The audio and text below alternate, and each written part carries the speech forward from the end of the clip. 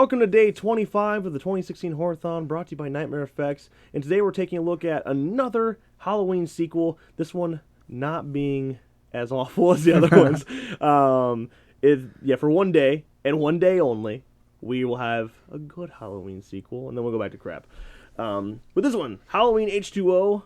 20 years later, H2O, being a funny play on water.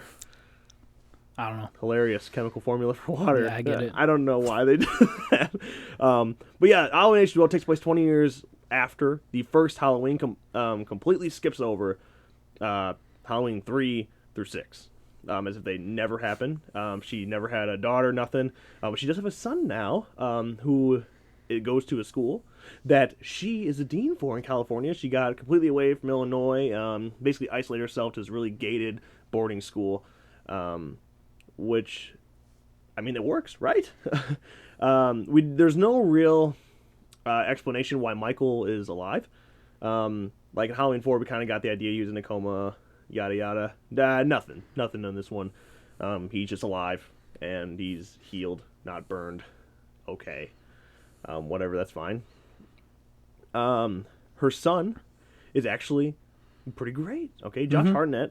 Yeah. This is one of Josh Hartnett's first movies. This is like he was going back and forth between shooting The Faculty and Halloween H2O during this. So just starting his career, and starting off pretty strong with one of the biggest sequels in by far the franchise, and then in horror, really. Yeah. Having the return of Jamie Lee Curtis was huge for this. Yeah. I think the reason that this movie kind of stands out and is okay amongst fans is, one, Kevin Williamson wrote it. And I'm telling you, if you know Kevin Williamson, it's very obvious right away that Kevin wrote this. Yeah.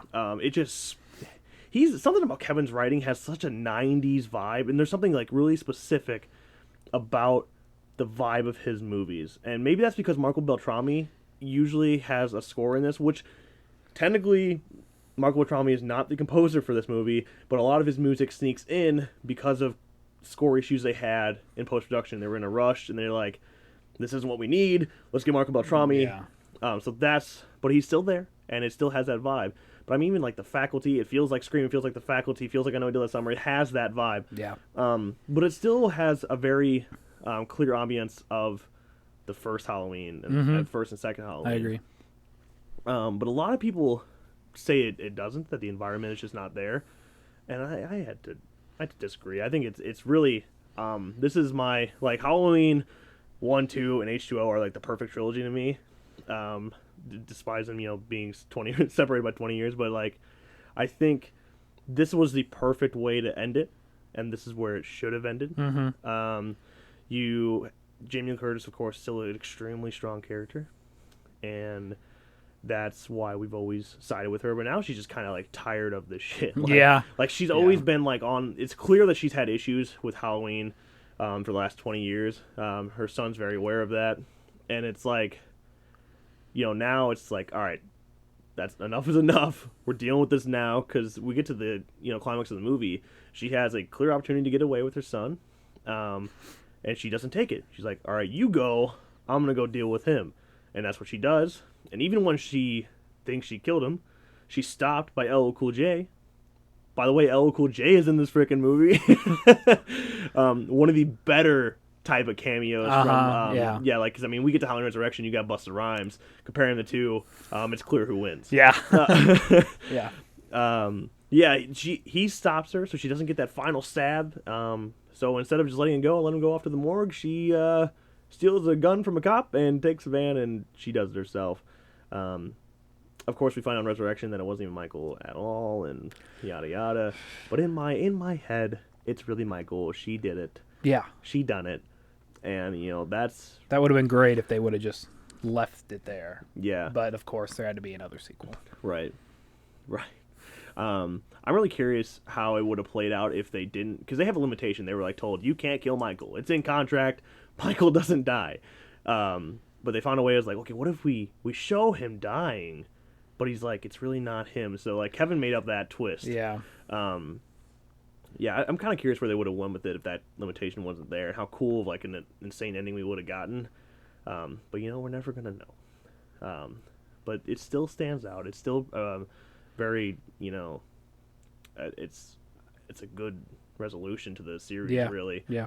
But it has to be ruined by Resurrection. All right, we're gonna go ahead and move on to reviews for Halloween H20 20 years later. But before we do, we're gonna thank our sponsor. So make sure you stay tuned, and we'll be back in a minute.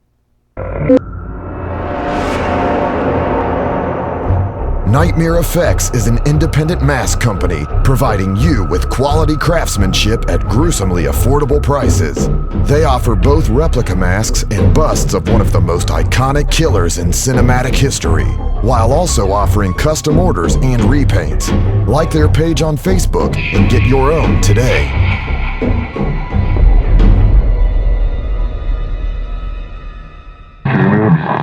So we're going to go ahead and move on to our reviews for Halloween H20 20 years later. Nick, out of 5 jack-o'-lanterns, what are we thinking? I'm giving Halloween H20 4 out of 5 jack-o'-lanterns.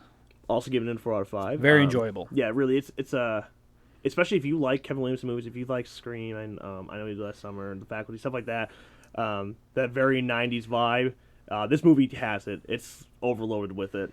And, Jamie Lee Curtis alone in this movie, having her return, is enough to push it forward, Yeah. You don't quite get what you'd want, or they could have gone with it, and then the sequels kind of throw it off as well, but it still is great as a trilogy. Well, you just, isolate 1, 2, and H20. It's great. Okay, well, that'll be it from us. If you enjoyed this video, make sure you drop a like and subscribe to our channel for more videos like this one.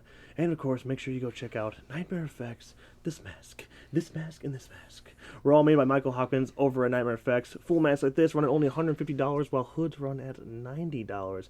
So, if you're looking to build up that Jason memorabilia, make sure you go over to the Facebook page, drop a like, and let them know that we sent you. With all that being said, though, thank you guys so much for watching, and we'll see you next time.